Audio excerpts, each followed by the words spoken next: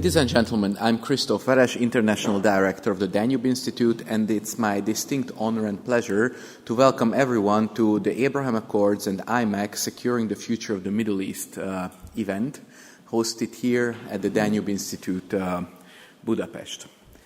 Now, I was asked to say a few words at the beginning. I have to say that I'm not an expert on the Middle East. What I can see that this war in Iran, and especially the fact that Iran is trying to block the Strait of Hormuz and is actually pushing in any peace settlement on their end to actually have the right to block the Strait of Hormuz is quite unsettling for me. First of all, according to the United Nations Convention on the Laws of the Sea, free navigation globally is a global public good. And each country has the sovereign right to have access to global public goods. And if we glimpse, even though I don't know a lot about the Middle East, I love their cuisine, but not much beyond that, I know a bit about American foreign policy. If you read this book titled We Win, They Lose, Republican Foreign Policy, published in 2024 by Dan Negrea and Matthew Koenig, well, it says that one of the most important tenets of American foreign policy is securing global public goods. Now, let's say that Iran will have the veto right on who passes through the Strait of Hormuz. I'm going to tell you what this reminds me of. It reminds me of the war in Ukraine, where basically now that because of more than 4 years of not being strong enough of Putin, the collective West maneuvered into a position where the only way out from the war in Ukraine is a negotiated peace settlement. Now, one of the main reasons of Russia launching its unjustified and unlawful invasion of Ukraine, but one of the main reasons the Kremlin gave was Ukraine's aspiration to join NATO. Now, whether a country joins a military alliance is its sovereign decision. And when I was attending these discussions in Washington, D.C. during the first 2 years of the war, many analysts brought it up. Yeah, well, Russia has no say in whether Ukraine is going to join NATO or not. Well, maybe legally it does not, but we can see after 4 years of bloody war that it de facto does have a veto on whether Ukraine is going to join NATO or not, to such a degree that it seems that any kind of peace settlement between Russia and Ukraine will explicitly say that Ukraine will not be part of NATO. Now, why is this relevant? Now, the main reason, one of the main reasons that Russia was allowed to do this was its nuclear weapons. As an analyst, I firmly believe had the Ukrainians been given all the weapons that they asked for in 2022, 2023, they could have actually won the war on the battlefield. It's not possible anymore, unfortunately. Now, why was it not given? Because of the fear of escalation, because of the fear of World War III, because of the fear of Russia's nuclear arsenal. And this is where I'm going to go back to the Middle East.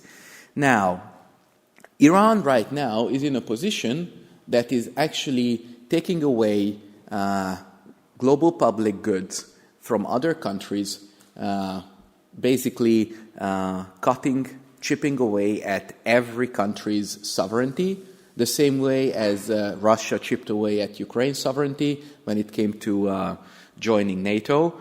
Now, the question is, what can we do to prevent this? Iran at this point does not have nuclear weapons. Now, I don't know. I'm not an expert on the Middle East, so I don't know if the solution is A military solution, an economic solution, a diplomatic solution. One thing is sure. The Abraham Accords and IMEC, the India-Middle East Economic Corridor, that would actually have Saudi Arabia and the other Gulf countries bypassing the Strait of Hormuz and basically making this Strait of Hormuz and the power that Iran holds over the Strait of Hormuz obsolete,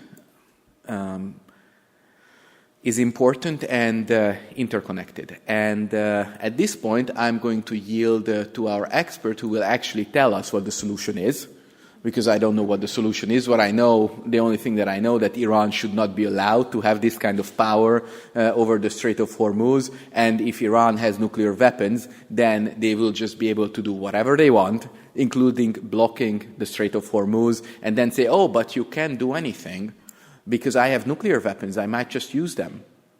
So these interconnected issues of global geopolitics, economics, and diplomacy that we are going to tackle here and see how we can exit this conundrum that the Western world is in now, which is costing us, our economies, more than $1 trillion. I'm going to introduce the panelists. First of all, our own Deputy Director, Melissa O'Sullivan. Farid Shukurlu, our visiting researcher. Sean Notoli, our other visiting researcher. And Or Issachar, founder of the David Institute for Security Policy and the host of the podcast Underscore. Thank you very much.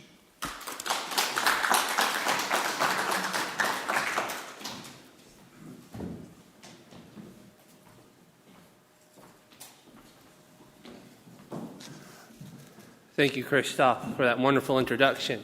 Hi, everyone. My name is Sean Notley, a visiting fellow here at the Danube Institute. I want to thank you guys all coming out tonight to come hear our talk about the Abraham Accords and IMEC, securing the future of the Middle East. And I just want to start things off tonight and by just asking, who here is tired of war?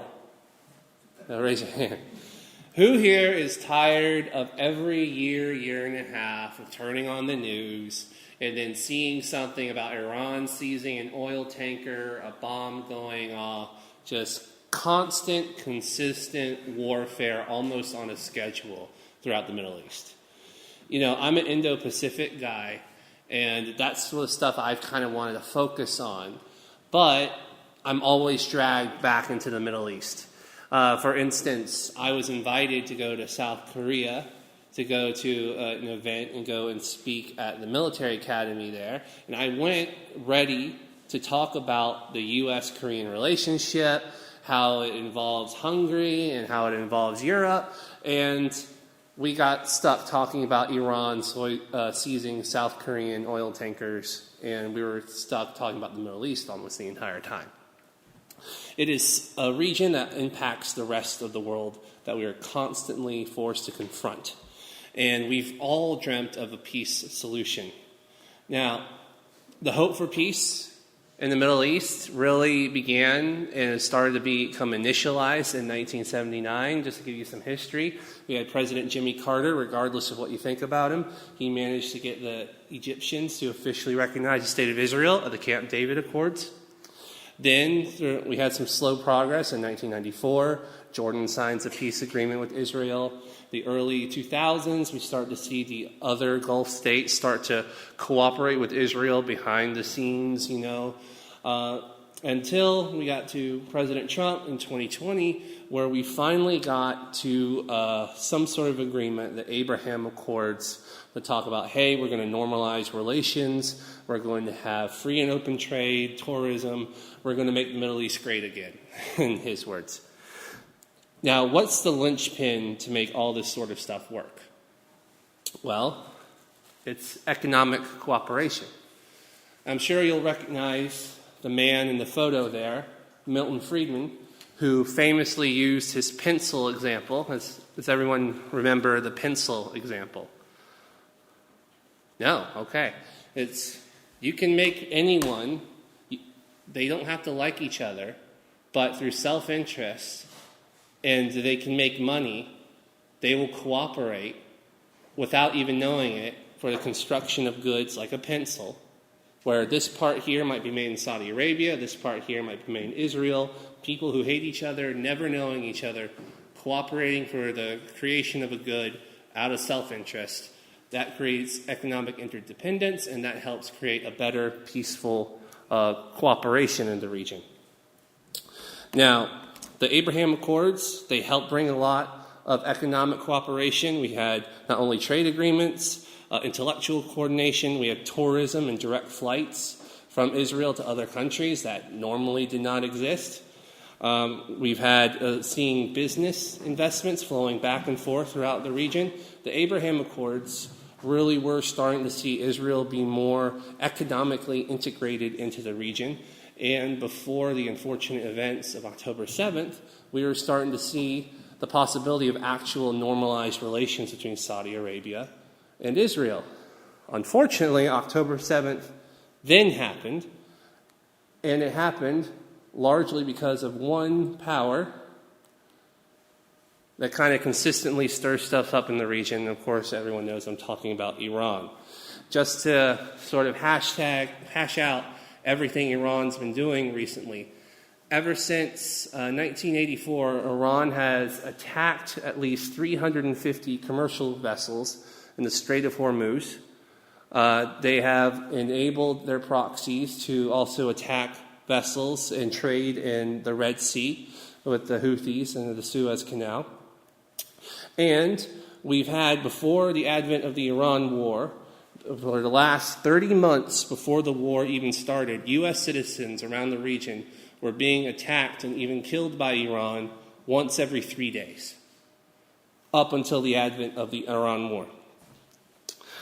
The Iran war, Iran has been the biggest single roadblock to having any sort of permanent peace in the Middle East. You can't really have economic cooperation when you have one power that constantly and consistently threatens trade, that takes over ships, that can turn things off at a flip of a button. So, how do we get around that? We get a new trade route, IMEC, the India-Middle East Economic Corridor. This corridor not only would help get goods from India and Asia to Europe faster than traditional routes, it greatly bypasses most of the Strait of Hormuz. There completely does away with the necessity of the Suez Canal, so the Houthis can't target them. It increases economic interdependence, and it removes all options of Iran to hold our global shipping hostage and to constantly put pressure on the international system by causing war and conflict. It also, one of the biggest parts that most people don't really talk about is the potential of billions of dollars for Palestinians in the Gaza Strip if this were to be seen in fruition. There are many projects that have been discussed on how to reinvest in Gaza and how to move goods from Gaza to Haifa through a corridor there. This is the ultimate culmination of 20 countries' efforts to say enough is enough. We don't want to be beholden to Iranian terrorism constantly threatening our shipping, our goods, our waterways, and we just want to finally end all the incessant bloodshed. Now, you're going to hear from a bunch of panelists here tonight who are going to explain the mechanics of exactly how this is possible, and I want to use that to introduce our keynote speaker for tonight, Professor Eugene Kontorovich, which I believe we have on the phone right now.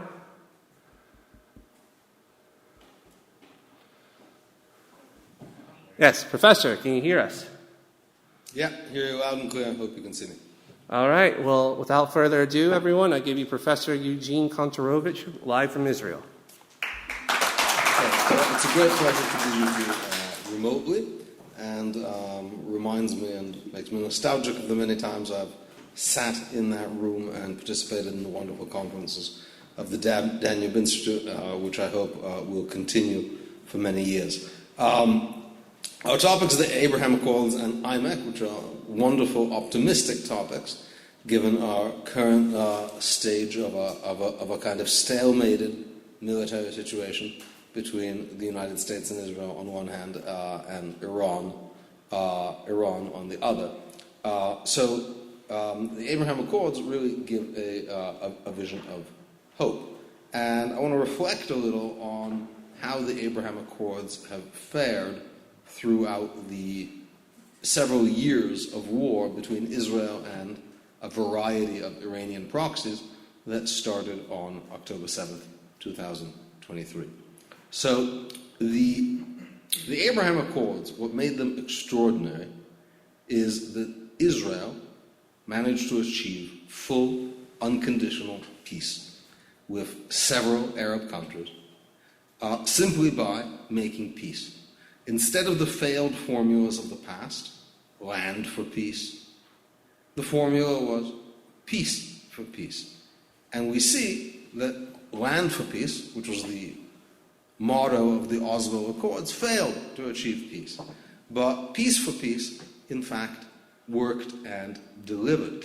And this broke a fundamental axiom that had dominated Middle Eastern diplomacy, which was that the issue of the Palestinians, the issue of the West Bank and Gaza, is the central and the fundamental issue of the Middle East. And it's the only thing anyone cares about, and any attempt at regional reconciliation must go through that.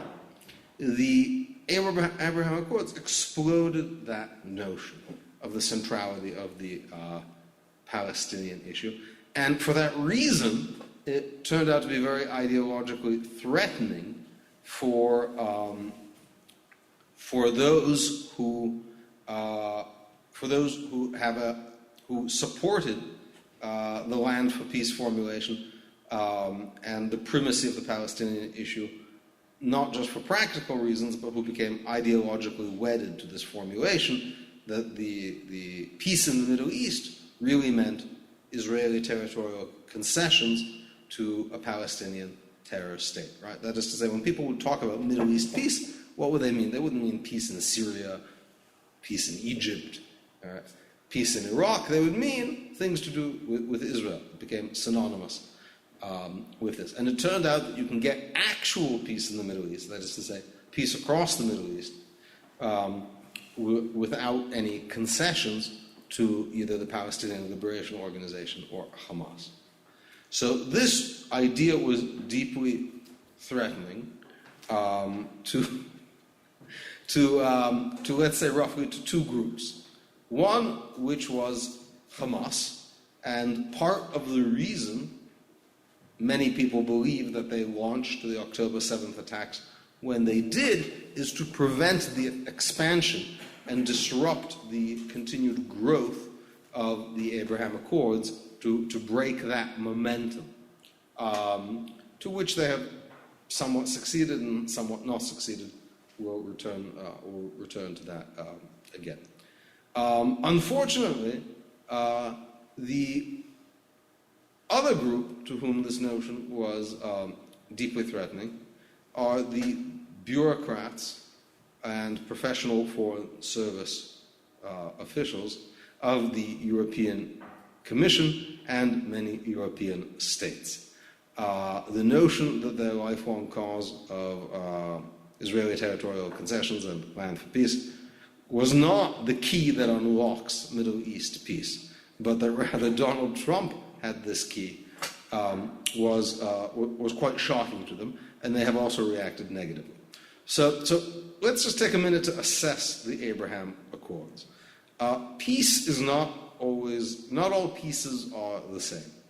So Israel, for example, has a very long-standing peace treaty with Egypt that was just mentioned. But it is a very cold peace. Egyptians and Poles repeatedly say that they basically despise Israel and wish for its demise by overwhelming majorities. The Egyptian government essentially allowed Hamas to build up its weapons arsenal by allowing tunnels going into Egypt, and Egypt has been a very unproductive player. And with the exception of a particular sort of tourist-designed vacation place, Sharm el-Sheikh. Israelis don't really go to Egypt. Egyptians don't go to Israel. And it's not much of a peace at all. The same with Jordan. And in fact, it's generally not safe for Israelis to travel to these places. On the other hand, the peace with, and so there was a possibility that, maybe this Abraham Accords was just the Emiratis doing a favor to Donald Trump, but really it would be a cold peace. Instead, it has turned out to be a very, very warm peace. The Israelis have been going to the Emirates in massive numbers, maybe almost as much as to Budapest. It's one of their favorite destinations. Emiratis are coming to Israel constantly. Business is flourishing, and there are truly good relations. The same with Bahrain, extremely good relations. Diplomats have been exchanged. Bahraini ambassadors were very popular in Israel.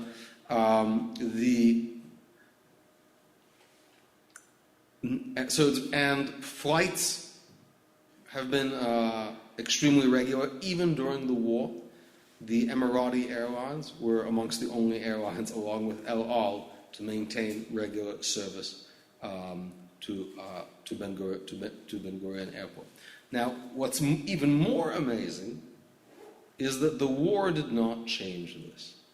That is to say, you would imagine that when Israel finds itself in a justified, moral, but yet very public and publicly debated war with not just Hamas in Gaza, but with several other Arab countries, Hezbollah in Lebanon, various factions in Syria, that the so-called Arab Street, which is used as an excuse for all sorts of anti-Israel policies, would be an excuse for the Gulf countries to back out or cool off on the Abraham Accords.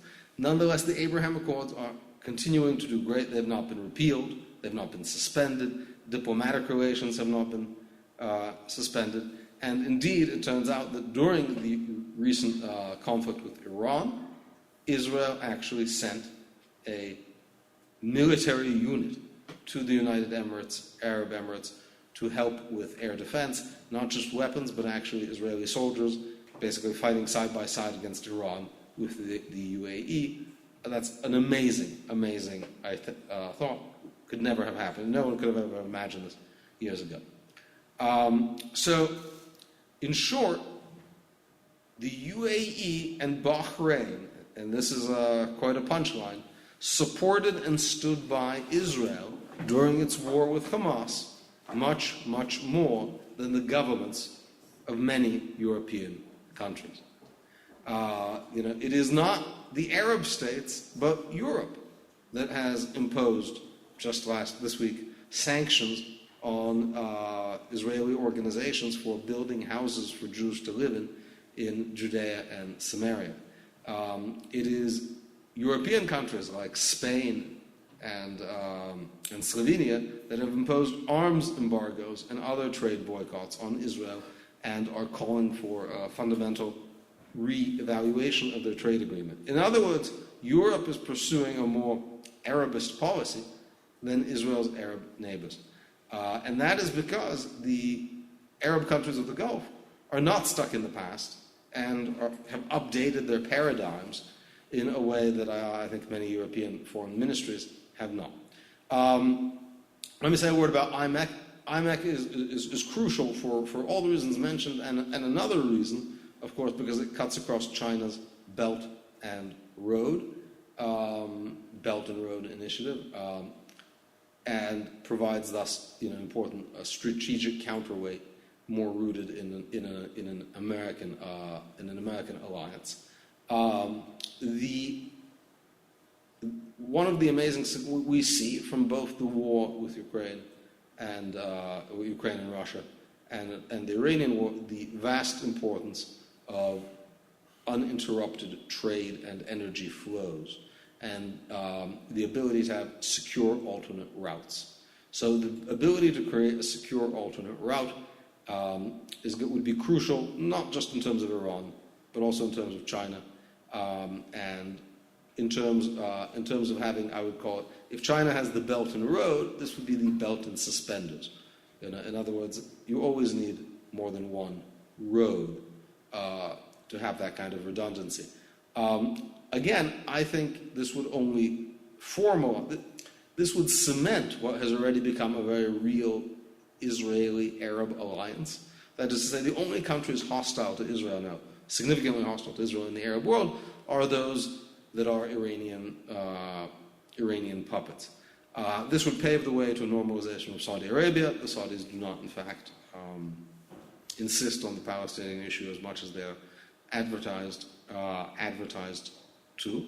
And again, I think those most aggrieved would be the European states pushing for economic isolation of Israel and, in fact, an end to the association agreement between Europe and Israel, which will be a very embarrassing situation for Europe to find itself in when it comes out that IMEC, the connection to India runs through Haifa.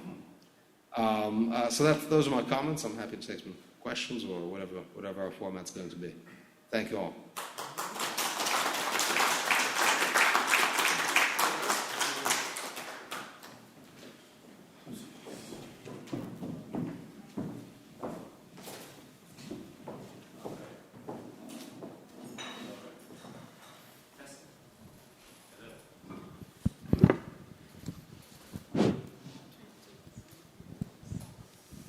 Hello. All right. Thank you, Professor, for that lovely explanation. Perhaps I'll give the first question to you, since we're pressed for time. I know you're an absolute expert in sort of international law and institutions. Your record really stands for itself. From your standpoint, what sort of legal barriers remain that prevent something like IMEC or the full realization of the Abraham Accords? What's holding it back? Look, obviously the war is holding it back, if not in a legal way, then just in a practical way. And I can tell you from the governments I've spoken to, principally U.S. and Israel, the people who would normally be working on pushing this forward are very focused on the war and the Iranian issue. The basic legal barrier is it's hard to coordinate massive infrastructure projects across many countries if you have any concern for basic good government anti-corruption practices. China does not. That allows it to expand its infrastructure portfolio across the world very rapidly. But for Western countries, that's much harder. I think if this war is resolved, IMEC becomes the next natural focus for the Trump administration to advance. Okay, absolutely. Shifting gears maybe a little bit more about the Abraham Accords itself, or I'm very interested in your perspective. How transformative have these Abraham Accords been inside Israel itself? Not just with his relationship with his neighbors, but inside of Israel. And Professor, I would love to get your thoughts on that as well. Right, so thank you very much, and it's great to be back in Danube Institute, such an important institute and really a second home to me by now. Abraham Accords fundamentally changed the Middle East because they turned upside down the common wisdom that peace only goes through the Palestinians. I remember John Kerry, former Secretary of State, saying in 2016 that everyone must understand this hard reality, call it a hard reality. There's not going to be a separate peace between Israel and the Arab world without going through the Palestinians first. And he said no, no, no, and no, 4 times no. And what do you know? 4 years later, we had peace agreements with 4 Arab countries. So I think the whole common wisdom that of how to arrange the security architecture of the Middle East has been reshuffled. And it's thanks or because of the threat by Iran. You mentioned Iran has been holding back the notion of IMEC. And so I think Arab countries felt that Iran's risk to their own national security, it's a very capitalist idea or Adam Smith style, if you will, to sort of driven by self-interest to contribute to the common good. They felt that their national interests were in an intolerable risk, under intolerable risk, and therefore their only way to mitigate that was to get closer to Israel. And number two, I think in Israel there was an overwhelmingly positive response to the Abraham Accords. People recognize that Israel's national security is already a very sensitive issue, has not been sacrificed. On the contrary, no territorial concessions, no significant, except just peace for peace, like the professor said. And I think this is exactly how it should be, that two sovereign countries decide that they want to make peace, independent of other actors who are holding them back. Of course, like the professor said, some in the European Union did not like this notion to the effect that Hungary was the only country who sent a representative to Washington to the signing of the Abraham Accords. The others boycotted the agreement, the ceremony altogether. So I think it's a teachable moment, this war in general. It's a teachable moment on who's willing to put the chips and put the money where his mouth is in terms of defending global order. Is it going to be Israel as a reliable partner, as the United States calls it, the Trump administration calls it now, or is it going to be some of the countries in Western Europe who are great at talking about world order, but then when it comes the time to actually defend it actively, they would not go beyond the glass ceiling of diplomacy. And that's fundamentally a flawed notion. Diplomacy is one tool, but then when it fails, you have to trade cooperation for confrontation. And some actors like Iran simply would not cooperate. Therefore, you have to keep the military option on the table. Some thought it was a mistake, but I think in the end, at the end of this war, we're not only going to see the expansion of the Abraham Accords and the creation of IMEC, but also a fundamentally different Middle East. Okay, and do we still have the professor? Have we lost the signal, or? Okay, well, if we get him back, I'll circle this question back to him. But maybe just open a general question to get everyone's opinion on this. It seems to me, with everything Iran's been doing, where it's consistently targeting shipping, it's made a really bad name for itself. None of the Gulf states really support Iran or have a good relationship with it. I feel like it's overplayed its hand, and it's kind of forcing us to consider these things like IMEC and things. Iran could be a responsible partner, and it could just make billions of dollars a normal way through traditional shipping lanes and all that. But now we're in this situation to we're all looking for an alternative. So I guess the general question for everyone here is, do we think that IMEC, can reduce Iran's strategic leverage, or is it risking intensifying regional competition? Is it really a solution to give economic incentives for peace in the Middle East, or is it going to breed more competition and more conflict with Iran and among the Gulf states? Melissa, if you... In general, I believe that the pie grows, and when the pie grows, you grow prosperity and cooperation. So competition is a good thing. I'm not afraid of competition, and I would think, obviously, people in the Middle East aren't afraid of competition. Y'all been traders forever, long before we were, probably. So I don't see that as being a problem. Okay. What about you, Or?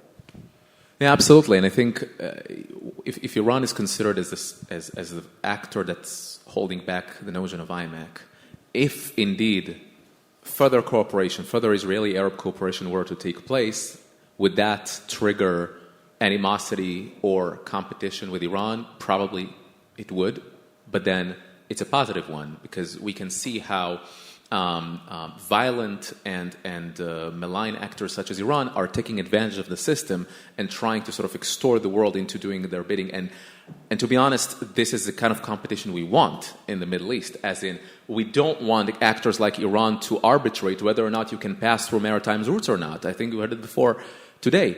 A country such as Iran, who is claiming, just look no further, if you want to know where Iran stands, look no further than the Iranian response to the Trump administration during the negotiations right now in Pakistan.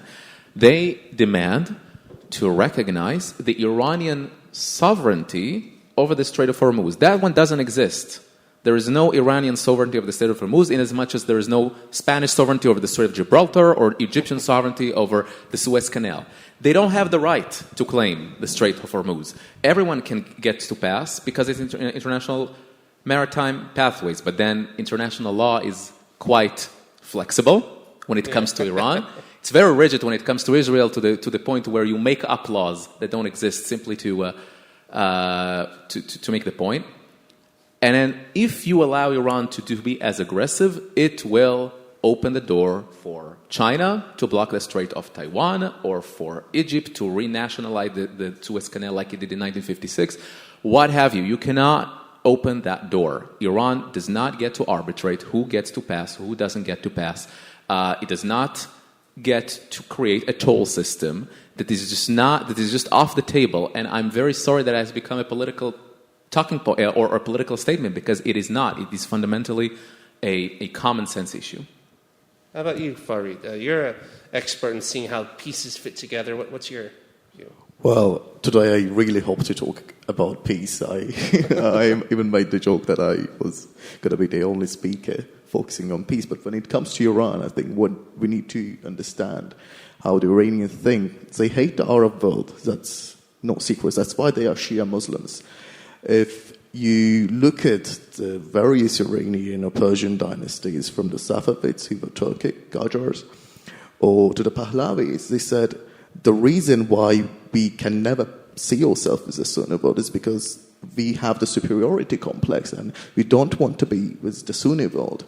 But now it's changing. The Iranian proxies have been decapitated to a large scale thanks to Israel's war efforts, ranging from Lebanon to Iran itself. I remember Prime Minister Bibi Netanyahu's address at the United Nations saying the long arm of Israel can reach any point in Iran. And if we want to have trade, whether that's through IMEC or the Middle Corridor, we need to decapitate Iran's military capabilities.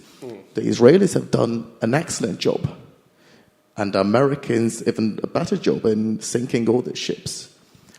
And Israelis did that in the Caspian Sea, because the Caspian basin is also becoming very important for Europe, China. I mean, Indians pulled out of the project because they didn't want to depend on Pakistan a few years ago. And when it comes to IMEC, what can happen is something extraordinary, because I believe the Saudis will eventually join the Abraham Accords. The Biden administration did their very best. The delegation was led by Daniel Shapiro, former U.S. ambassador to Israel. But then October 7 happened, and it destroyed everything. It destroyed the hopes of the entire region, because Saudi Arabia is essential. Because unlike the UAE or other Arab countries, and the Turkic country, Kazakhstan, who is now a member of the Abraham Accords, Saudi Arabia is home to the holy sites in Islam, Mecca and Medina, unlike the UAE. That's why everyone in the Muslim world will follow up Saudi Arabia if they join the Abraham Accords. And it's in their best interest, in my opinion, because they are already using Israeli technology, such as Pegasus software system. And the best solution is to change the regime in Iran, and it will be up to the Iranian people who they want to replace the current regime with, hopefully by a pro-West democracy, where every single minority is respected and women have full equal rights to everyone. Thank you. All right. Powerful stuff. Professor, since you're back, I wanted to circle back to perhaps get your answer on a question about the transformative nature of the Abraham Accords. What have the effects been in Israel, and then also from your vantage point in Israel, how has it changed the relationship between Israel and its neighbors post October 7th? Because it seems to me, I've noticed that none of the signees of the Abraham Accords have cut off relations with Israel after October 7th. I would love to get your perspective. Great, thank you. So one of the great things about the Abraham Accords is it has done what peace agreements really strive to do, and it has increased greatly people-to-people interaction. So Israelis have been doing business in the Gulf for a while already. But this made it much more direct and open and led to, just people traveling, delegations, vacations, businessmen back and forth to each country. And, now I think both Israelis and Arabs have favorable examples of Jews and Arabs, whereas previously Israel's examples were entirely in conflict situations because they were at war with all their Arab neighbors. In this sense, it did exactly the opposite of what the Oslo Accords did. Before the Oslo Accords in 1993, Israelis interact with Palestinians constantly and routinely. On a day-to-day, visited Palestinian towns. Palestinians would come to work in Israeli towns, and there was just constant interaction without checkpoints, without security. The Oslo Accords, by letting the Palestinians develop a terror army, blew up the day-to-day interaction and forced a retreat behind fences and checkpoints. October 7th, did that even more. Right, there were people who would come from Gaza to work in Israel. Obviously, that's not going to happen, I think, ever again. So in a sense, it provides like a human basis, for Jews and Arabs to see each other in a normal human light, which I think is extremely important, and is what previous peace plans based on failed assumptions failed to achieve. Well, and with that, I have to say goodbye because I have to take off. But it's been a real great pleasure joining you, and hope to see you all soon in Budapest. Well, thank you, Professor, for joining us all the way from Israel. Thank you so much.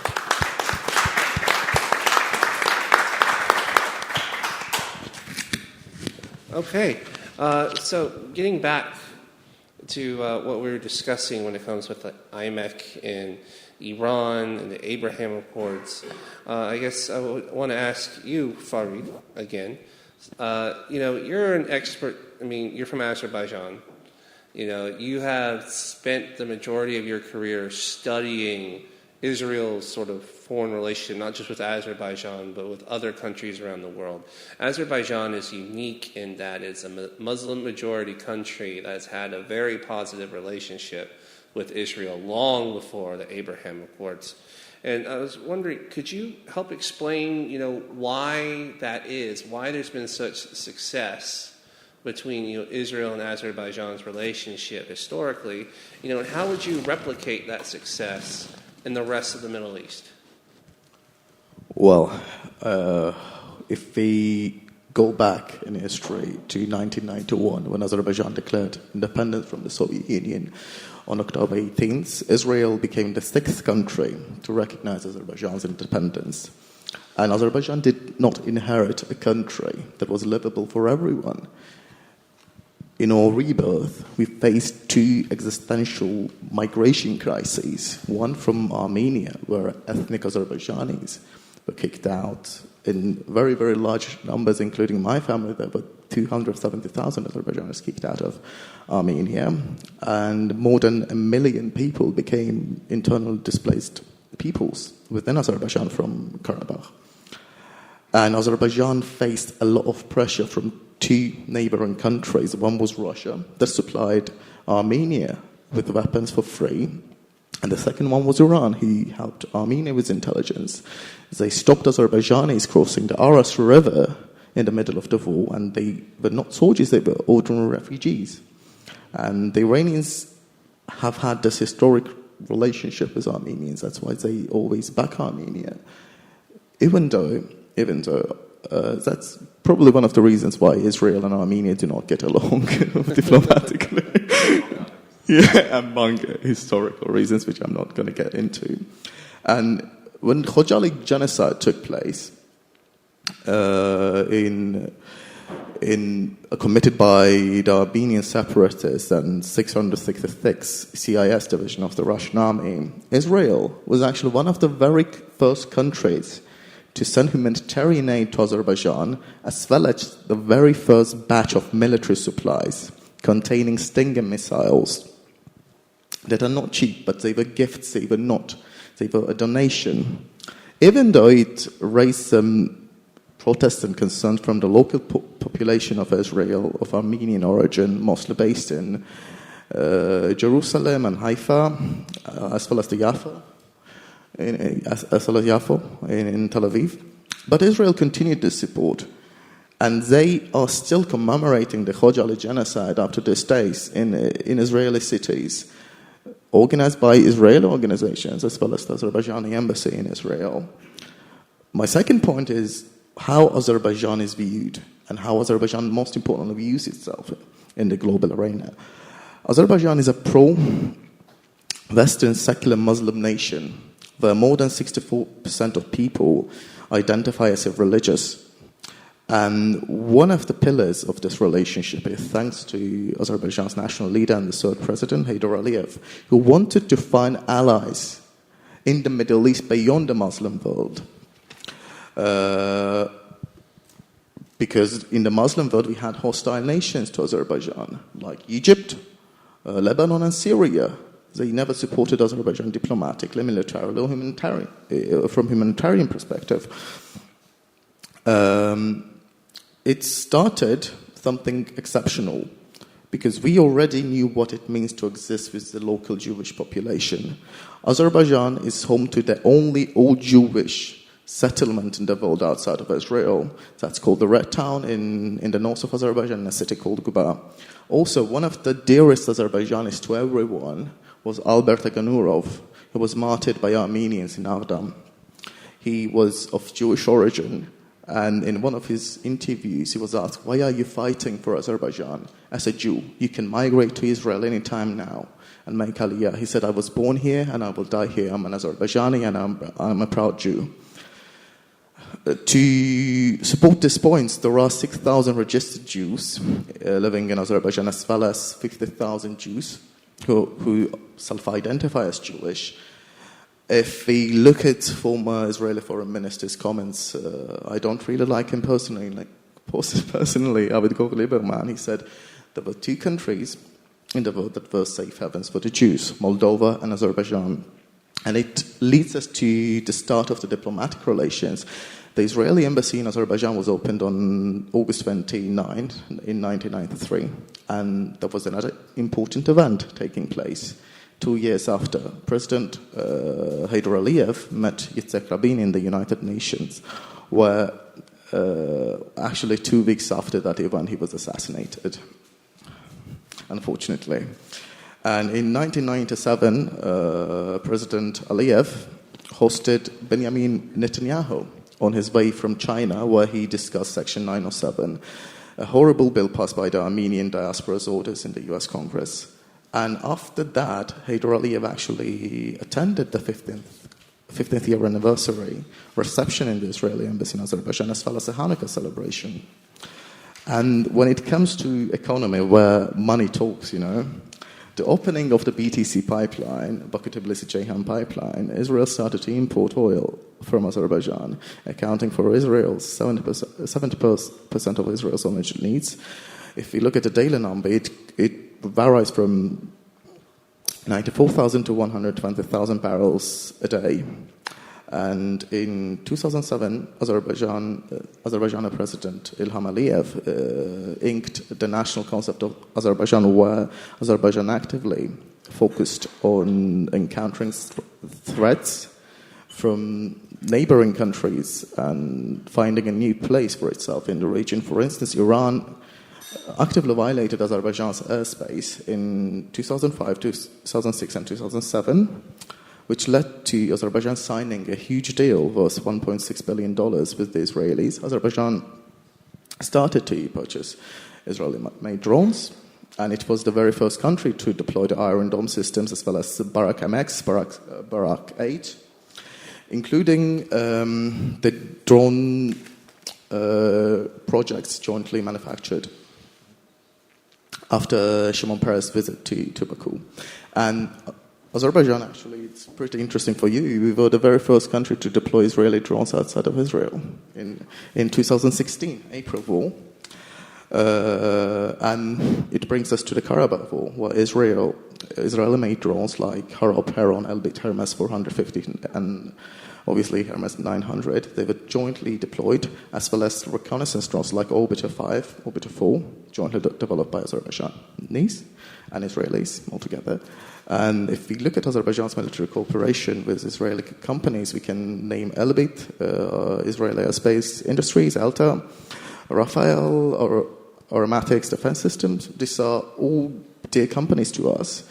And if we look at the Azerbaijani Special Forces, Tavors are actually used by the Azerbaijani forces, including missile systems like LoRa, Lynx, or Spikes.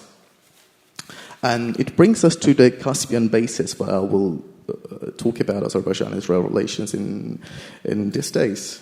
Once President Aliyev described our relationship as an iceberg, he compared this relationship to an iceberg, where only a fraction of the ice is actually visible. But now I think the iceberg is melting. In 2023, Iranian armed forces had military drills where they played a simulation to cross the Aras River to invade Azerbaijan. The former, I'm going to say former because Ali Khamenei is dead, former senior foreign policy advisor to Ali Khamenei, said, Ali Ahmed Velayati said, Azerbaijan is Iran's red line. Azerbaijan will never have the Zengezur corridor, but now we have it, and we more than have it, I would say, which led to many Israeli generals, former IDF surgeons, and other ranked officials saying Israel has a red line in the region as well, and that's Azerbaijan. Azerbaijan's sovereignty is in our best interest, and we will never let anyone comment on that. And after a while, thanks to the Abraham Accords, Azerbaijan realized that we are not alone. We need to have an embassy in Israel. So we opened our embassy in Israel in 2023, following the success of the United Arab Emirates and normalization process with the Jewish state. And after that, Isaac Herzog, Israeli president, paid a visit to Azerbaijan. Recently, Gideon Sa'ar was in Azerbaijan, where his speech was actually written based on one of my articles. And Zakir Hassanov went to Tel Aviv to have a meeting with his Israeli counterpart, Israel Katz. And one of the most important things, I believe it's essential, trade and investment. Azerbaijan purchased 10% of the Tamar gas project, offshore gas project in Israel, becoming one of the largest investors in Israel in 2005. This deal was worth, and if we look at the numbers, the Azerbaijani investment in Israel in 2025, it peaked to account for $542 million in comparison to Israeli investment in Azerbaijan, which was a little more than $600 million.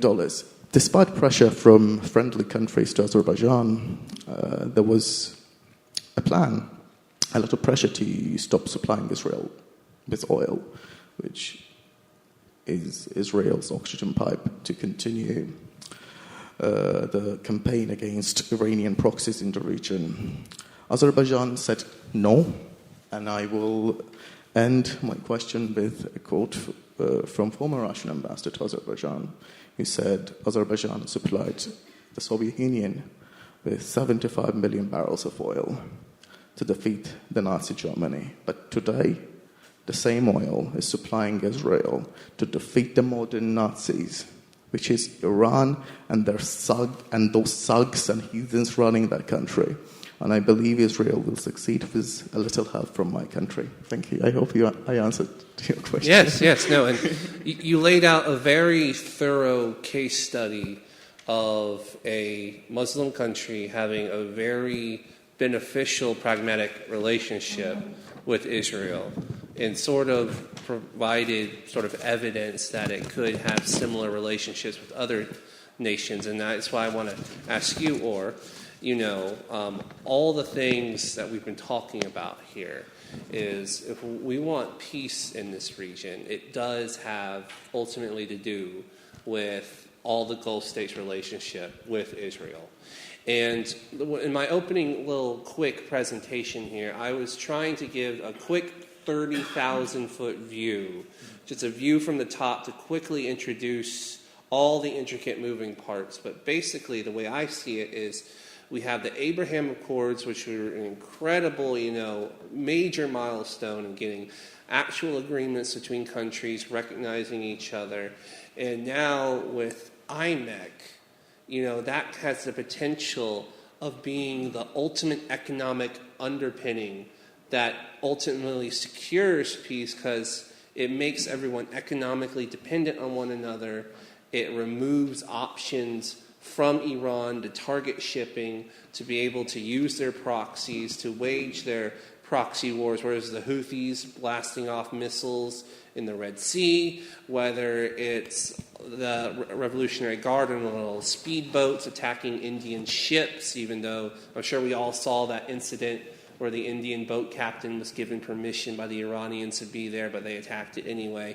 It removes all of that. So am I wrong in thinking that IMEC is really sort of the ultimate goal and the ultimate sort of guarantee to bring peace into the region?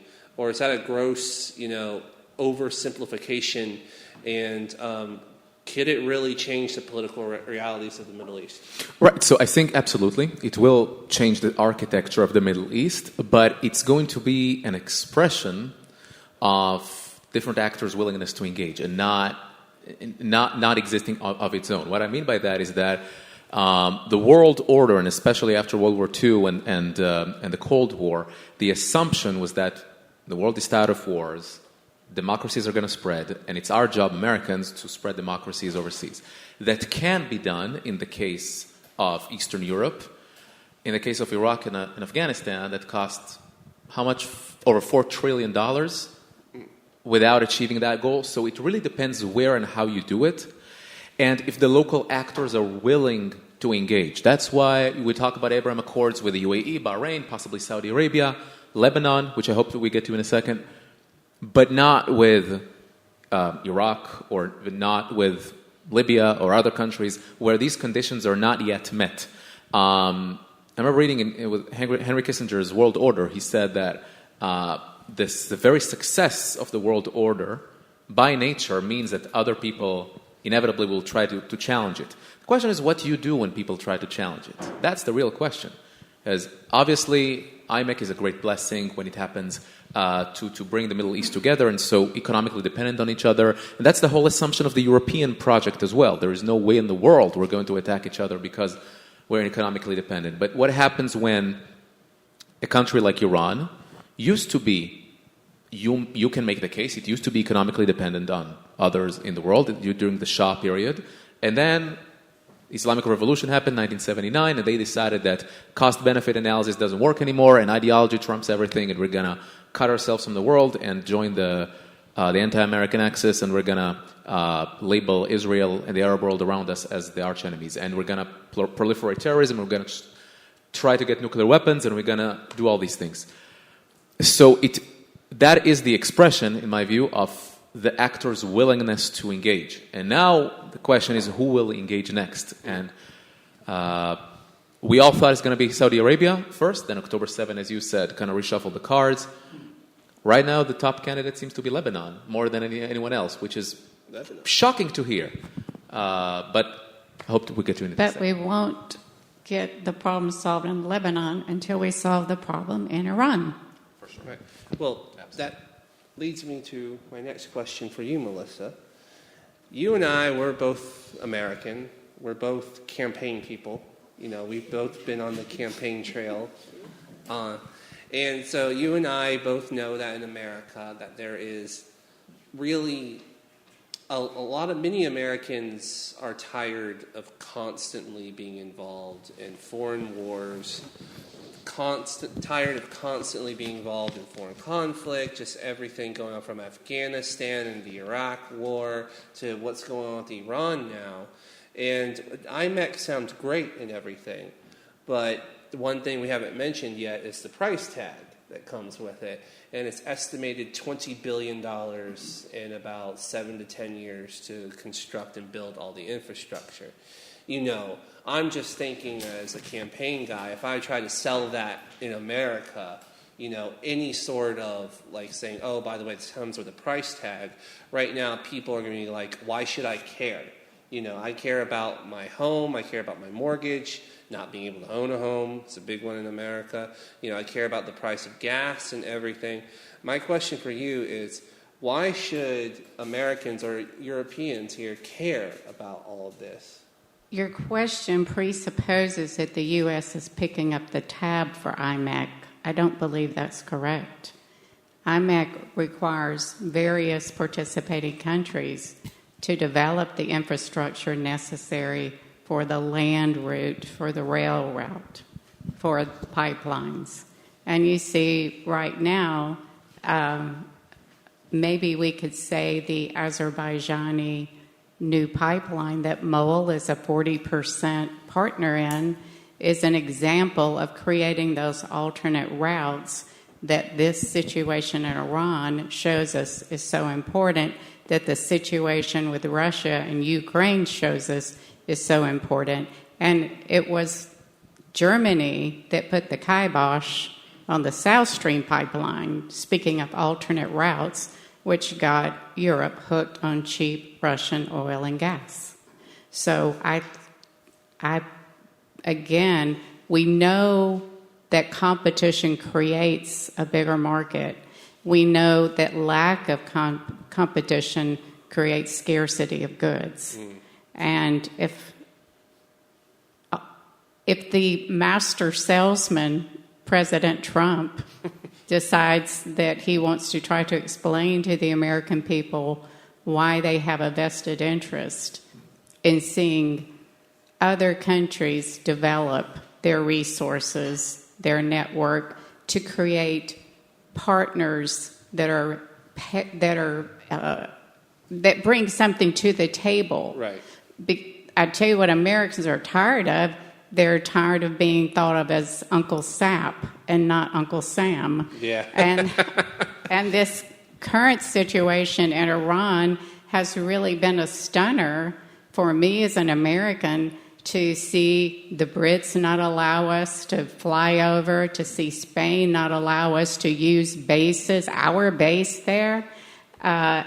What did Germany do? They sort of stiffed us too. And who has shown themselves to be the indispensable ally to the U.S.? Israel. If I could weigh in, I could not agree more, because I think the job of a leader is not to look at public polls and, by day to day execute what they say. The job of a leader is to look for the good of the people who elected him and what he believes is right for the country. And of course, there's checks and balances. I don't think that if I can say anything, is that neither Israel nor the U.S. did a great PR job, speaking of campaigns, in this war. Let's just face it. I think Israel has never been excessively good at doing good PR for itself. And I say it with some regret as an Israeli. Nevertheless, the product is good. And don't let the engineer sell the fridge, as they say. And I think that really shows us, we were talking about a lab and what this moment is kind of highlighting. Melissa just mentioned the reaction domestically in the U.S. I just discovered recently that Israel dragged the U.S. into this war, sort of fooled the United States into this war. And it is because of Israel's sort of tricks is that President Trump got fooled into engaging in foreign affairs, and he just wanted to take care of mortgage prices in Virginia, although there was an intervention in Venezuela just a couple of months before that. I'm not sure if that was the Israelis who hatched that, and an intervention in Libya. It's on a website somewhere. I'm sure it is. So there is this, it's very politically expedient to blame Israel on everything that's going on in our lives. The real question is, are we going to place things in the right order? Had we not had a malign actor called Iran, I don't think we would be talking here about fixing that problem. I think Israel and the Trump administration, the United States, should be applauded, should be thanked for at least trying to fix the problem. as opposed to, sitting on the sidelines and perhaps even considering paying bribe. You can reframe it as toll system, but it's essentially extortion to the Mullah regime in Iran. And so the question is, who guarantees the world order? Who guarantees the system? Is it going to be resolutions in Brussels or in Geneva? Or is it going to be diplomacy? And when it fails, yes, willingness to engage in military force. I don't think anyone wishes to get into war, but the question is, at what point will you say enough? It's time to, pull the strings and engage in order to prevent the mullahs in Tehran to extort the world. And that's really where everyone's the litmus test shows us who's against whom and who's for whom. If I may. Yes. Were you the one that asked about people being tired of war? Yes. I would like to delay my answer to that until we've had an opportunity to see those beautiful A130J Ghost Riders in action, dealing with they're like the mosquito repellent to go after the mosquito fleet, which has been harassing traffic in the Straits. So until we get the job done, no, I'm not tired. And I don't think the American people will be tired when it is explained to them why it's necessary that we be there. When it's explained, when the young people who are following the siren song of, I don't even want to say the person's name, but you know who I'm referring to. Yes. I don't want to give him credit. I don't think there's that many people being animated by this person, but the ones who are, this may be a bit of a gateway drug to understanding better. They're obviously concerned, so informed concern hopefully will bring some enlightenment to them on this topic, because this is not our first experience with Iran and closing them trying to harass the traffic in the Straits. The very same thing happened during the Reagan administration.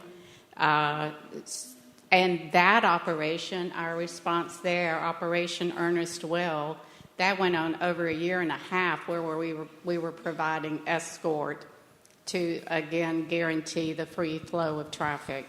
I jokingly refer to the Iranian revolutionary cleric government as the very, very bad OST music to my adult life. Do y'all know what OST means? Original soundtrack. This has been the music playing in the background since I was a young woman. And it has come due on all of our collective watch. I mean, absolutely. I'm a visiting fellow at a European think tank focusing on Europe and America and Europe and the Indo-Pacific sort of growing relationship, and I'm forced to constantly go back to talking about Iran and the Strait of Hormuz. And in fact, I think we have a graphic here that shows the Strait and pipelines. I believe it's showing on our screen here. If we could. That shows existing pipelines. If we can. Zoltan, can we go to the next slide? Oh, can you advance it? See, there's the... yeah, all right. Yeah. That's the proposed. One thing that we haven't really touched on yet, everyone knows about the oil and the natural gas, but you see Qatar there. They're actually the world's largest producer of liquid helium. Now, you might think liquid helium isn't important, but if you look at your cell phone here, liquid helium is actually one of the most important things you use in producing microchips and electronics. You cannot produce modern electronics without liquid helium throughout the process. And Iran is currently trying to hold all of that hostage. So here we see new pipelines that would be part of this investment that would move liquid natural gas, crude oil, and from Qatar you would have the liquid helium and move it from Asia to Europe without Iran being able to target it. Do you think that we're doing a good enough job explaining this information to the American or European peoples? No. How do you think we can do a better job of it? By simply stating the facts, putting it in context. The fact that, again, this is not the first time we've been dealing with this. The individual I was speaking to, he was referencing he's so tired of this because he's been following, us being in wars since 2016. Grow up. That is 10 years is nothing. We are witnessing paradigm shifts in the Middle East because we are there, because the Israelis are there, and because we are actually taking on a very, very bad actor who's been a bad actor for a very, very long time.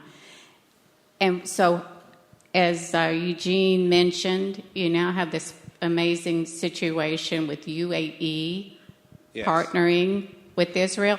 What about this, America, who's concerned about gas prices? UAE has withdrawn from OPEC. Does everybody remember OPEC controlling how much production of oil and gas there was, which affects the price? Radical things are happening that I, with the perspective of my age, am really, really stunned by. And they're beautiful things. Yes, and now we have the relatively newly minted countries that gained their independence from the Soviet Union, like Azerbaijan, and they don't want to be controlled by China. So the more we can pull these countries westward, the better off we'll be. And I don't want to be in a world that's governed by China, where China sets the rules. I think we all will prosper. All countries that are freedom-loving will benefit in a world where the U.S. is still the dominant player, but a U.S. with strong strategic partners, not weak and unreliable partners. You touched on an interesting subject, the UAE. The UAE was, I don't want to say the first domino to fall, but they were the first to jump on board with the Abraham Accords. And, Farid, you're an expert in sort of like UAE relations, really, not only of Israel, but around the world. Why was the UAE the first to jump on board of the Abraham Accords project and one of the first to jump on board IMEC? Historically, in the past 30 years, there were two countries in the Arabian Gulf that had secret relations with Israel. One was UAE and the second one was Oman. For instance, the very first visit of the Israeli Prime Minister, secret visit, was to Oman in 1994 to meet Sultan Qaboos bin Said, who passed away a few years ago. Actually, he wanted Oman to join the Abraham Accords as well, but he had no natural heir. So his cousin inherited the country, and now they are an enemy, de facto enemy of Israel. And the normalization process, they passed a bill in the parliament saying any collaborators with the Zionist regimes, that's what they call it, will be jailed in Oman. And also, Prime Minister Benjamin Netanyahu, who paid a secret state visit, let's say, to Oman. It's a touchy topic touchy in a recent news cycle. But. In 2018, for normalization, and everything was agreed. When it comes to UAE, I believe everything derives from the vision. Now, the vision UAE has adapted is the vision that promotes peace and guarantees security, because the biggest threat the UAE faces is Israel. I will tell you a personal story. A former American ambassador to UAE, John Rockholt, is a personal friend of mine. And we were talking about it, and I said I'm going to bring it up in my panel discussion. When he was appointed the American ambassador to the UAE, he was a political appointee, close associate of President Trump. He met with Abdullah bin Zayed Al Nahyan, Sheikh Abdullah bin Zayed Al Nahyan, and there was a presentation demonstrated by the UAE representatives. They came up with two model countries which they wanted to replicate. The first country was Singapore. for the logistical advantages the UAE has. And the second country, John thought it was going to be the US because of the warm relations, but they brought up Israel, surprisingly saying, we are the country that is nearly the same size and we have similar populations. Why shouldn't the UAE cooperate with the Jewish state on sectors like security and technology? And we are witnessing that the UAE has been targeted the most by the Iranian regime. They sent 2,256 drones to target civilian areas in the Emirates, as well as 563 ballistic missiles intercepted by the Iron Dome missile systems. The Israelis operated those, and they did it for free to protect a fellow country, a strategic partner, hopefully an ally soon, from an existential threat that is a menace to everyone. From Azerbaijan, they targeted the Nakhchivan airport as well as a few villages, unprovoked out of nowhere.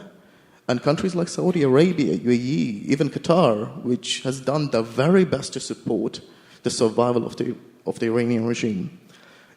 UAE's decision to join the Abraham Accords, it was an independent choice made to support the best Emirati interest. It wasn't, I don't call the Abraham Accords an American project because it's not. Americans were not too interested in the Abraham Accords until the Emiratis brought it up. They said, we need a mediator. We are going to do everything ourselves. We are going to write a draft and sign the draft. And we need the United States as a guarantor of peace between two friendly countries, because both the UAE and Israel are equally important to American interests in the Middle East. One is a Jewish partner and the other one is an Arab partner. And when, people pro-peace people like myself call Jews and Arabs cousins, but I don't call them cousins. They are half-brothers and half-sisters. I don't know if you agree with that or not, but the future Israel has is absolutely in the Middle East. I don't believe Israel has a future in Brussels, in Berlin, in Paris, in London. But Israel has a future in Abu Dhabi, in Baku, in Astana, hopefully, inshallah, in Riyadh very, very soon. And when it comes to trade, there was trade between the United Arab Emirates and the Israelis. I like speaking with the statistics. The UAE is Israel's biggest economic partner in the Arab world, and the trade volume is $3.2 billion US dollars with CEPA. But after the Abraham Accords, once the relations were formalized, the trade grew by 666%, which is ridiculous if you look at the numbers. It's astounding. And after October 7 terrorist attacks took place against Israeli civilians, the trade kept on growing. And the UAE was one of the first countries to shoot down missiles aimed at Israel. And when it comes to the trade growth, it was 11.4%. And I will ask you about the audience. Does anyone know how much wealth the UAE has in their wealth fund? Does anyone want to bring up a number? Their assets? It's $2.7 trillion. The second largest in the world, actually. When it comes to the reserve funds, it's also one of the biggest, ranging between $272 billion and $400 billion for a population of 1.4 million people. It's a ridiculous amount of money, and they want to get rich. And they see that Israel is a reliable partner whom they can cooperate on fields like artificial intelligence, defense, which we are witnessing at the moment with the deployment of the Iron Dome and other defense systems. But the main point, the main threat to both countries is Iran, because we know Iran is a country that lies and cheats. That's what they did with the Obama administration, but they couldn't fool the Trump administration. And another important point, which no one usually talks about, is the Iranian proxies. If you look at the Iranian constitution, Article 3 of the Iranian constitution actually dictates that Iran will support like-minded resistance or terrorist organizations in the region, and that's why we are unable to get a deal signed with the Iranian regime. And the UAE has been suffering from these proxies as well. In Yemen, for instance, in Sudan, and in other parts of the country, including within UAE, where there are Iranian spy cells trying to overthrow the government. Because we know UAE is a country that suffers from the Muslim Brotherhood ideology, and it's in Iran's best interest to replace this successful regime, successful countries that want to achieve everlasting peace in the Middle East. And another most important thing, in my opinion, it's leadership. The UAE, Mohammed bin Zayed, I think he's arguably one of the greatest leaders in the Middle East who want to achieve peace, who want the best for his country's interest, whether that comes to relations with the United States or Israel or even Azerbaijan. UAE is a great partner of my country. I would say the UAE is the greatest friend of ours in the Arab world, and in the Muslim world I would even say that, because I don't trust the Pakistanis that much. But the UAE, they were super helpful. They are reliable people who want to get business done, and that's why they're succeeding in every single field they have any influence over. That's just what I'm going to say about the UAE. They are going to inspire many, many countries in the Arab world. Okay, and you brought up interesting points on Iran here. Obviously, it's no secret that they are very aggressive in the region. And, they fund all their proxies. One of them is Hamas. And a lot of people, they say that October 7th happened because Iran did not like the Abraham Accords, was trying to drive a wedge between Israel and all of its new partners. But as a result of the October 7th war, none of the signatories of the Abraham Accords have, cut off their relationship with Israel. None of them have pushed the issue of Gaza to say, we're going back to the old ways, we're getting rid of the Abraham Accords, no peace with Israel, no recognition whatsoever.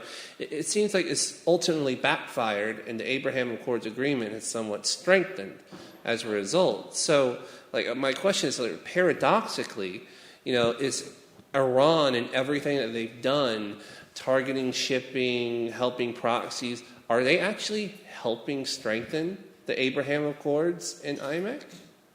I think ironically they do. They are obtaining the inverse result of what they intend. And it's our job, I think, I want to get back to Melissa's point, is that all of these troubles originated in one place called Tehran. And I have the feeling that we have sort of a main tap open and spraying water all over the floor, and we're busy taking a towel and trying to drain all the little puddles instead of closing the tap. And I think what Trump and Israel are doing right now is exactly that. They're trying to close the tap, at least trying to do that. And everywhere you look, Lebanon would love to normalize with Israel. You had the Lebanese and Israeli ambassador in the Oval Office just 2 weeks ago, engaging in talks in spite of Hezbollah's threats.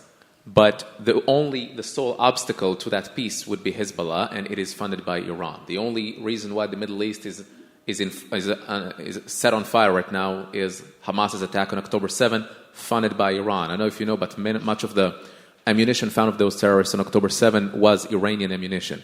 And those copies of Mein Kampf translated to Arabic, printed in Iran and smuggled into the Gaza Strip to poison the minds of young Gazans. So this is the regime that is committed to destabilizing the region. And I haven't heard one real proposal to sanction the regime by the same people who want to sanction Israel, who is trying to solve that problem. I would say that really this is where the chips are laid, where the regime in Iran. And if this regime survives the war, it's possible. It's even likely. But it will be a different Iran, it will be a different Middle East, and I hope that it will push the Arab states even closer to making peace with Israel. What about you, Melissa? Sean, think about this. We've got trade now of drones from Ukraine to UAE, who's been receiving a hell of a lot of incoming from Iran. And Ukraine, because Iran gave Russia, or sold to Russia, the Shahed missile. Am I saying that right? Ukraine knows best how to deal with it, what the proper counter measures are. So, No doubt. So this war is creating very, very interesting byproducts, and all these byproducts, for example, India signed a deal to import oil from UAE. In a way, the Iranian action underscores dramatically the need for IMEC, which is getting ourselves out of this dependence on oil coming through a choke point, controlled by a very, very aggressive, unreliable, reckless, beyond measure country. I mean, we've even seen in the past, China, is giving America the silent nod of, yes, we believe you should have attacked the Houthis in the Red Sea. Yes, keep the strait open. But you're absolutely right. And probably I wanted to get your take on this, unless you had a... Just to say that it to that point, it really this war has exposed a vulnerability that the West is over-dependent on Iran, whether it wants it or not. The Strait of Hormuz, the mullahs in Iran can just decide to block that choke point, and if we translate it into simple terms, that means that they can decide if they starve or turn the lights off on hundreds of millions of people. As simple as that. If no ships pass, that means hundreds of millions of people in China, in Japan, in South Korea, in Europe don't get their energy, they don't get their pesticides, and they don't get the food, and then you realize the immense power that they were allowed to have for many, many decades. So I think this, they say, short-term pain, long-term gain, that's, I think, ultimately should be the result of that. And I was encouraged to hear at least Commission President Ursula von der Leyen who said that indeed this war comes at a high cost, but freedom and democracy are priceless. Oh, I'm sorry, she said it about the war in Ukraine. My bad. That was another war where oil prices were soaring, but in that case it was okay.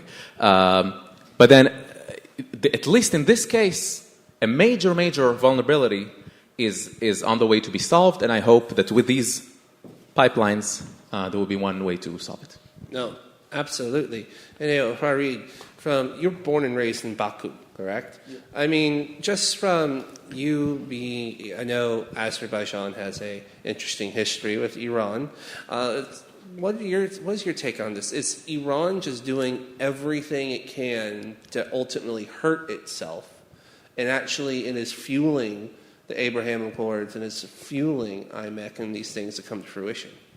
Well, I will start with the first part of your question. A good friend of mine, a former ambassador to Azerbaijan, I will not say who or which country, he said, even the smallest success of Azerbaijan is Iran's biggest failure. Because unlike other countries like Lebanon, Syria, or Yemen, or Iraq, which is under de facto Iranian occupation as well, because Iraq is a Shia majority country, Iran has failed to infiltrate into Azerbaijan. It's simply because the Azerbaijani people reject its radical ideas. Azerbaijani people do not want to associate with the Iranians or with the Iranian regime in general. They tried to do that in Nardaran, one of the villages closer to Baku, actually, but they failed drastically. And after that, even more people started to realize the real enemies we have are Iran and Russia, and I agree with those people.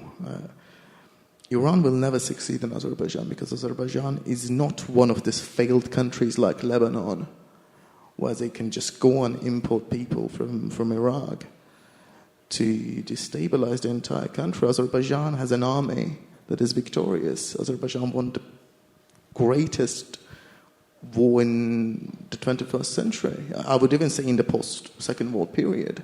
There's no such a victory in contemporary history. Our army is well trained. We have very good and reliable allies who love us regardless of their own differences, like Turkey and Israel. not to mention our emerging allies like the Czech Republic, like Serbia, and Pakistan is also there. And we have a trained army. Iran sees Azerbaijan as a threat because there are 35 million Azerbaijanis living in Iran under oppression. Imagine having 35 million people who have no access to education in their own language. And that also goes for other minorities in Iran, like 12 million Kurds, 2 million Baluch, hundreds of thousands of Turkmen and Uzbeks, and even 2 million Arabs. Do they have access to education? No. Are they treated equally because they're not Shias? No. The biggest recent failure of Iran was October 7. It backfired. They thought they could derail the peace process between Israel and its Arab partners, but they strengthened Jewish-Muslim relations, Israel-Arab world relations. Saudi Arabians intercepted drones and missiles fired at Israel. Jordan did that. UAE did that. Every single Arab country stepped up to help Israel. And Israel gave it back to them. Israel is helping the Arab world today. And the recent addition to the Abraham Accords, Kazakhstan, which is in many ways similar to Azerbaijan, a former post-Soviet country, very secular, run by a secular government who puts the national interest of his nation first. Kassym-Jomart Tokayev, he wanted Kazakhstan to be in the Abraham Accords. Because unlike Azerbaijan, Kazakhstan's position is a little more different. Azerbaijan, in my opinion, is a little more independent and less dependent on Russia, because Kazakhstan, their army, it's only made of 65,000 combatants, 20,000 active, and they don't have a natural barrier between Kazakhstan and Russia. That's why they approached Israel to join the Abraham Accords, to get closer to the DC. And I believe we talked about China, and I don't want to live in a world where China is a dominant player or Russia is a dominant player. But America itself, 60% of American rare earth minerals is exported from China. Kazakhstan is a great alternative. Come, invest in the middle corridor. We are building an infrastructure where American companies, like Eric Trump's company, which won the government tender to invest in Kazakhstan, I think we're going to do great with the expansion of the Abraham Accords and the betterment of Jewish-Muslim relations. These countries will be providing the United States with essential goods to develop its own industries, and you're going to reduce your dependence on China. Okay. So there's one question I want to ask all three of you. I want to imagine 10 years from now, all of us are back here in this room at the Danube Institute, and we're talking about, again, the Middle East and what's going on with the Abraham Accords, IMEC, everything like that. 10 years from now, if we implement this plan, not only the Abraham Accords, but we make IMEC a realization, are we going to see a better, more prosperous Middle East, a peaceful one, or are we going to be talking about, the Iranians seized the Japanese oil vessel again, the Houthis managed to lob a shot and hit another cargo vessel? Will anything really change? Starting, I guess, with Melissa? We will finish the job. We will finish the job. I do not see this president not finishing the job. Is there any world in which we can imagine a ruling class who treated their own citizens as brutally as we saw the Iranian government treat 40+ thousand citizens? By massacring all those protesters. Can we imagine these people with nuclear power? I can't. So, if I can't, I know my president can't. We will finish this. Couldn't agree more, and we will finish the job. And I think even if that regime survives the war, which could be the result. At least we'll finish the war much weaker, with no pathway to nuclear weapons, and with a significantly degraded ability to terrorize their neighbors. And I hope that this will also trigger the Iranian people to revolt once again, but with a much stronger backup of the West. I don't know that will happen for sure if they would revolt. We see North Korea maintaining its tyranny for many decades. The terror regime does work. You see a number of executions in Iran, so you can't imagine wanting to be the next courage guy on the street. But in terms of the United States and Israel and President Trump and Prime Minister Netanyahu, I don't see them backing down on bringing the mullahs to their knees, even if that means that 20 years from now we're going to have to face the same or problem that is close to being the same. But at least for now, we can say for sure that this regime has been brought to its knees. And to be honest, I'm very optimistic about Israel-Arab relations. I think this war exposed a lot of the realities in the Middle East. We're going to see peace between Israel and Lebanon, and maybe down the road with Saudi Arabia, and possibly security arrangement with Syria and President Shara. I am, frankly, much more concerned about Europe and the choices that it's going to make. It's probably a topic for another conference, but the kind of choices that, especially in Western Europe, they've been doing, whether it's on demography, immigration, energy, economy, that sends down a spiral that is very hard to recover from unless major changes are going to be introduced. And I just think that the kind of a cushy reality where you can ignore what's going on around you is coming to an end, and this is a hard reality they're going to have to face sooner or later. Rory? Well, considering I'm pro-peace, I have to be an optimist. I see Israel fully integrating into the Middle East with peace treaties, starting hopefully with the Saudis. And you are more optimistic about Lebanon than I am. I don't think there will be peace arrangement, but I don't see normalization happening anytime soon, unless Iran is humiliated. They are already humiliated, but, we should decapitate the snake. Iran is like this venomous snake poisoning the entire region, because there is a Middle East, which is the new Europe, with wealth, innovation coming out of the tech capital of the region, Tel Aviv, also Abu Dhabi, and Dubai, which are also transitioning to be very innovative tech capitals of the region. And Saudis have this NEOM project. I believe in that too. And the most important thing right now, I think I agree with Melissa on that. We have to finish the job. If we want a Middle East that does not have millions of refugees fleeing from their homes and flooding into Europe, we need to make sure there are no regimes backed by Iran or the leadership. If this regime survives, I believe, it will be a victory for them. They're going to revive this martyr culture in Shia Islam, the Shahada. And it's dangerous. It's going to be dangerous for everyone.